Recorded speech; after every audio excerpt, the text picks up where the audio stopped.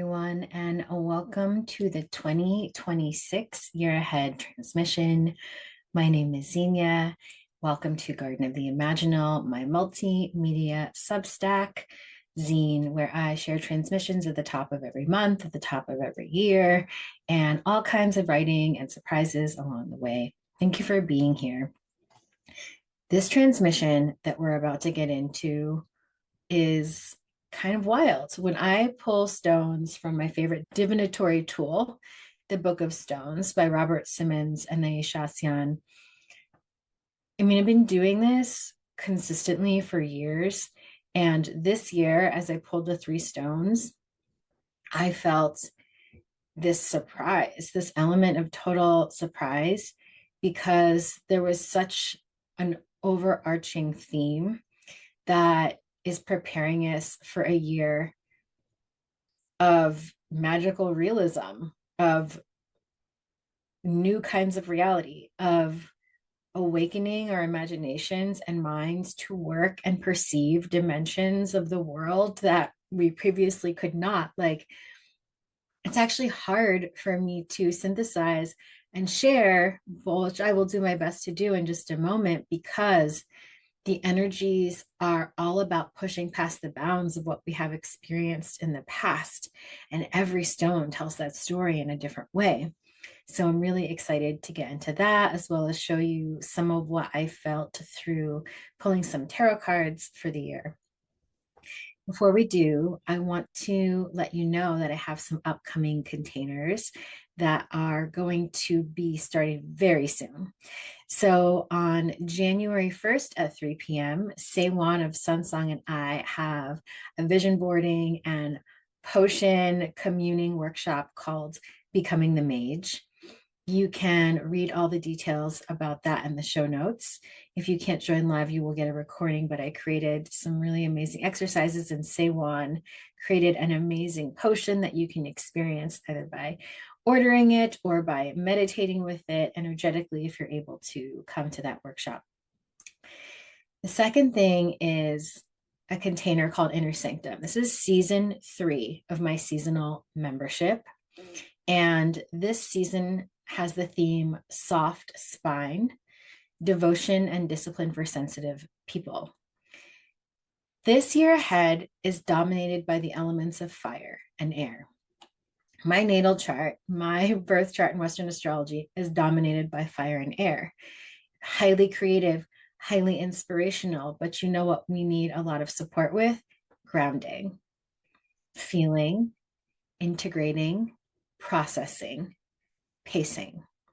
And we designed Inner Sanctum around 3 guest facilitators that I am overjoyed to share with you, because when you meet each of them, I think you will feel something similar perhaps to what I feel around them, which is this settling of my nervous system. The pace of my processing completely shifts around these 3 people when we are connecting, because to me, they each represent a deep kind of embodiment that still makes room for that excitement and creativity that the next year ahead has to offer us, but allows us to titrate that energy so that it can move at the pace of our bodies and in the flow of our emotional and energetic well-being. So the 3 facilitators are Denise Shante Brown, who's going to be walking us through her framework, Felt Futures. We're going to learn about sensuous storytelling, about creative lineages and memory. Then in February, we're going to have Athena Sayaka, who is just brilliant at talking about neurodivergence, and she's going to be walking us through how to redefine our relationship with structure and discipline. And I think a lot of us have a weird relationship with the concept of discipline. Athena is so interesting. She has created her own frameworks for understanding neurodivergence, consciousness. Athena is one of the most surprising people I've ever met in the best way. She breaks every mold. Don't even try to put her in a box because she will break out of it immediately. So she'll be teaching us about discipline. And then in March, we will be led by Heidi Smith, who is known as Moon and Bloom on Instagram. Heidi has a book called The Book of Uncommon Prayer, and she's going to be teaching us how to craft our own prayer practice. And that is such a deep thing for Heidi when you read her work and how prayer has profoundly shifted her life. This is especially good for folks who have an aversion to the word prayer, who don't even understand what it means to have a prayer practice, but also for people who are used to having vigils and talking to the gods directly. There's going to be an opportunity here to clarify, simplify, and create a beautiful structure of devotion for your prayer practice. So that is going to start on January 2nd. So Inner Sanctum meets 3 times a month: top of the month, middle of the month, end of the month. In the beginning, we craft our intentions, creative declarations, practice divination. So we're setting ourselves up. In the middle of the month, we build skills with our guest teachers. And at the end of the month, we reflect. We actually receive the lessons that we've learned and integrated, which is something so many of us skip. So 3 meetings a month at $44 a month. This is the place to enter the Myths of Creation universe. If you are new here, this is the origin point for you to begin. And it's an important origin point because as we get into the year ahead, it's a year where grounding and structure and practice allow you to catch the winds of inspiration without getting blown away, carried away, or burnt out by the fire. So all the links are going to be below. The last day to join is January 1st. Okay, so let's get started. So when I first tapped into 2026, the phrase that came through was moving out of time, the great unmasking, artist over healer, plasma beings, and the phrase becoming supernatural, becoming supernatural. And I think that the stones of the year from the Book of Stones really support that. The first stone that I pulled is probably the most kind of out there frequency of the 3, although all of them point to the chakras that are throat and above. Everything is in the upper parts of the chakra system. So that's very interesting. But the first stone is Aqua Lemuria, which is connection to Lemurian knowledge, manifestation through sacred sound, and an increase in paranormal abilities.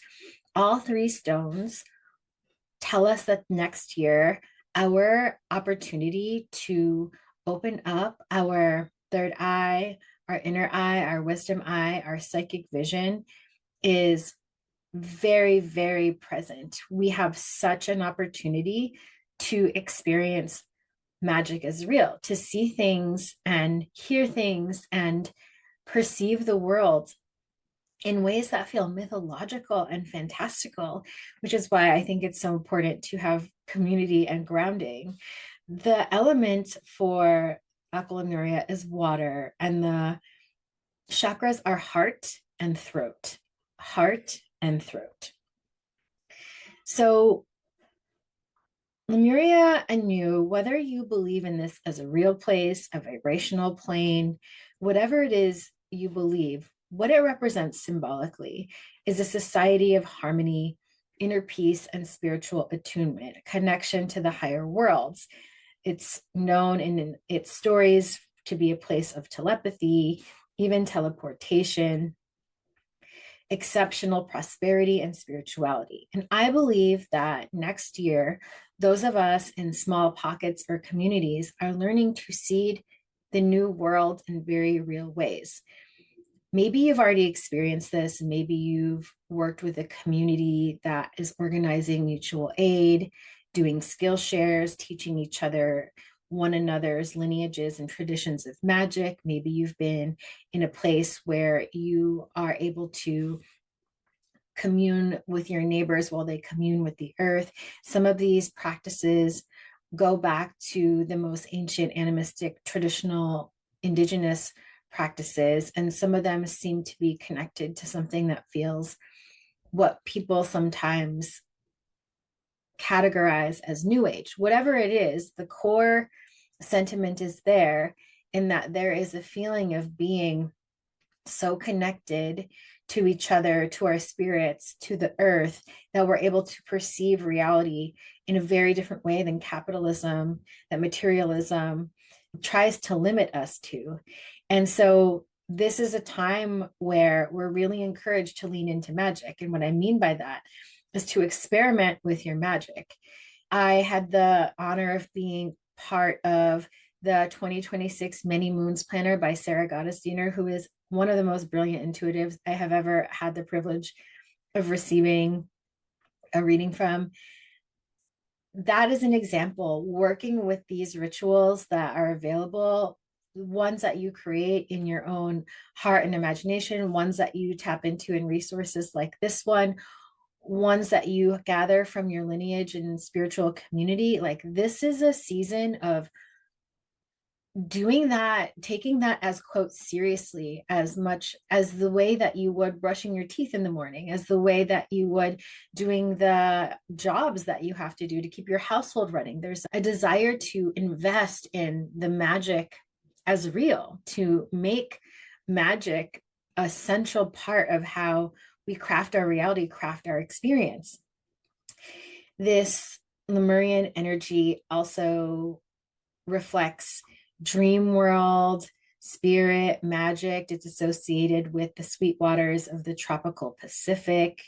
And it resonates again with the throat and the heart, which means it helps us get to know the core of our heart. And the heart's wisdom can be really difficult to express in the mind. One of my favorite channels who talks about the wisdom of the heart is Georgia Jean, who channels the collective called Circle of Light. I recommend her all the time because she has so many free and low cost offerings for you to tap into her teachings. And they have changed my life profoundly, because the more cerebral you are, I am a very cerebral person, very airy person, the more challenging it can be to let go and surrender to the wisdom that is beyond words, that is beyond mental construction, and tap into the heart. But this coming year, we're given this opportunity to not only feel the wisdom of our hearts, but learn how to connect it to our throats so that we can translate it, so that we can interpret it, so that we can share wisdom that comes from our ancient memory. It's a year for all of us to really lean into the healing power of sacred sound. Sacred sound is the basis for Sanskrit, and ancient lore talks about how the voice, when guided from within, is one of the most potent tools for manifestation. And this is true and talked about in so many different kinds of ancient wisdom texts. But it's a great year to join people in song circles, to learn how to work with your own nervous system through humming to yourself, through the vibration of song, through playing music, through feeling through music.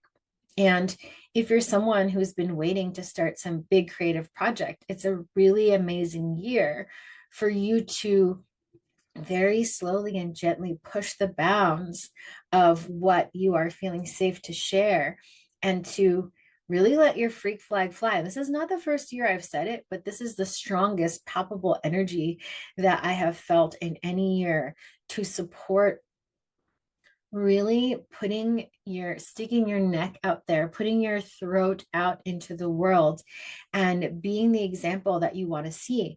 While it can be so scary for us to share some of our more, I don't know, non-traditional perspectives, just think of all the people in the world who you have been inspired by, who you have felt safe because they're out there sharing their voice. More and more of us in 2026 are going to be out here sharing. And that's because more and more people are going to be opening up their new senses and be ready and willing to listen to things they might not have been ready for even 2 years ago.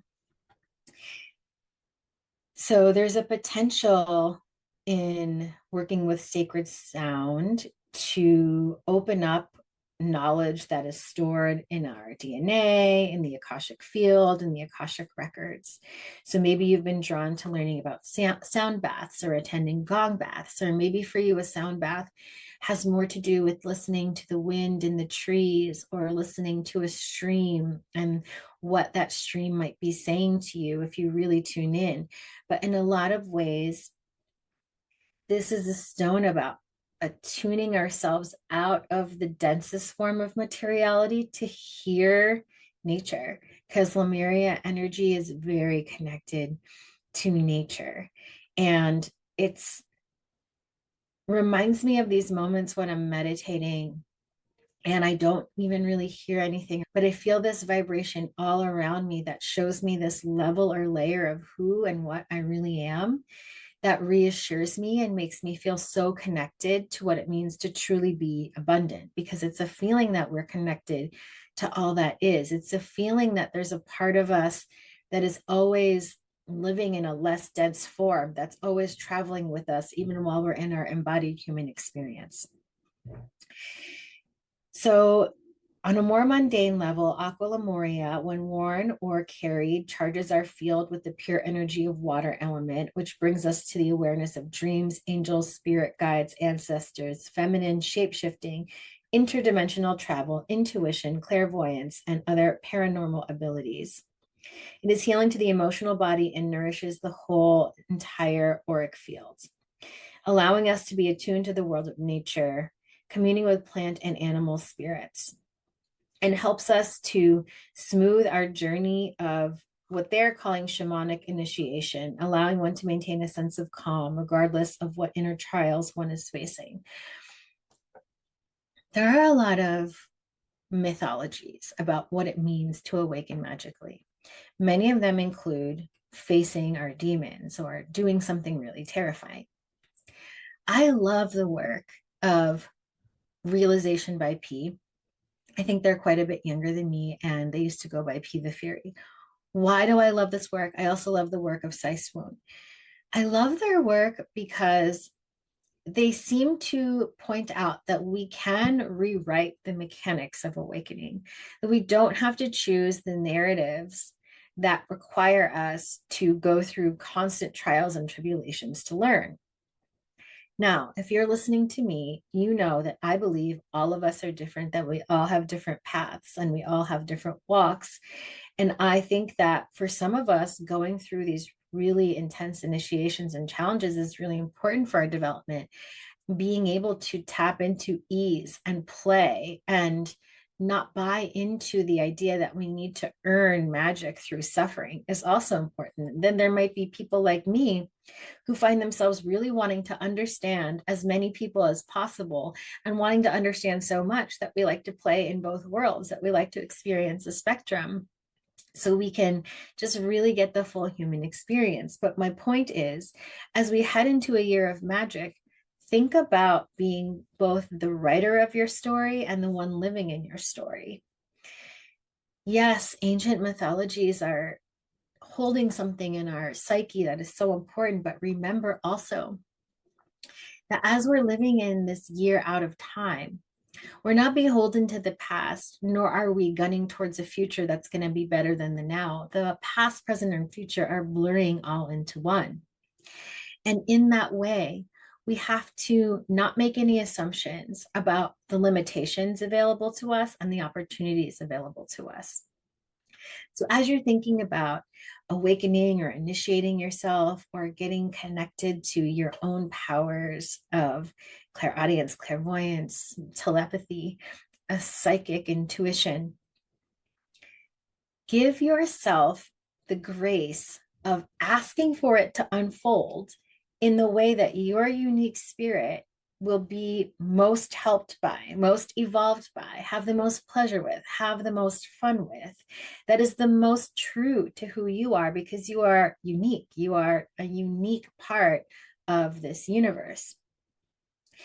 The affirmation for this Lemurian stone is, I attune myself to the ancient wisdom of Lemuria, becoming a clear vessel for its expression and actualizing in the present its potential for enlightenment and peace.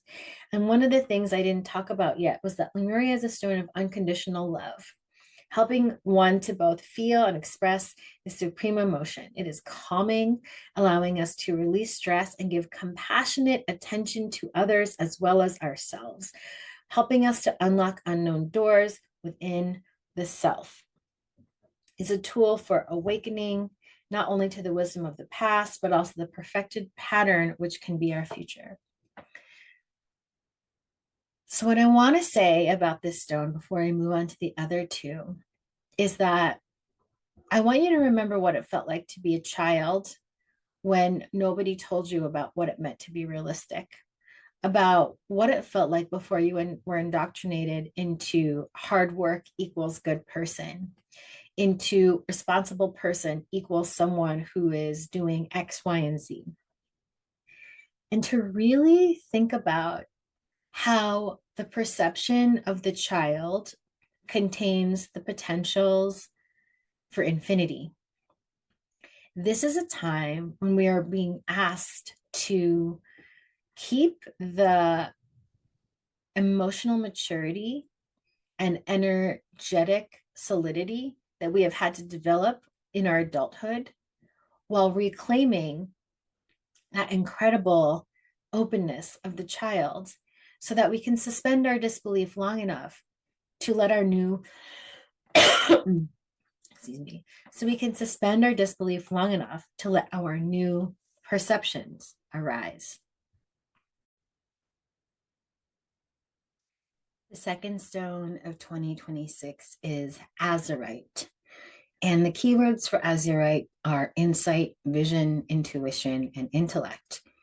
The element is wind, and the chakras are third